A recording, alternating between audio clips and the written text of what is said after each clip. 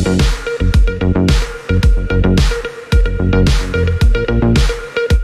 मध्य लोकमानक मनरे कला संस्कृतिर भल पाइबा एबे मध्य लोकमानक मनरे कला सांस्कृतिक गीतनाट्यर भल पाइबा स्नेह आदर एमिति देखिबाकु मिलिछि सुंदरगढ़ जिला कोईडा अधीनस्थ सर्गीगढ़ गाँव रे आज आधुनिक जुगरे लोकमानकर लुप्त होई आसुथिबा सांस्कृतिक कार्यक्रम को एबे मध्य निज पूर्वपुरुषक ठारू आरंभ होई आसिथिबा श्रीकृष्ण लीला पौराणिक गीतनाट्य अमर कला संस्कृति को बजाय रखी खूब धूमधाम रे पालन करुचंती सर्गीगढ़ संकीर्तन समाज। एही उत्सव मार्गशीर मास कृष्ण पक्ष अष्टमी तिथि दिन पालन करिथांती। एहा ओडिशार पारंपरिक पर्व। एही उत्सव को इंदुपुर संकीर्तन समाज एवं आमंत्रित दूधपसी ग्राम संकीर्तन समाज उपस्थित रही श्रीकृष्ण नाम संकीर्तन को आनंद और उत्साहर सह आगे नहीं।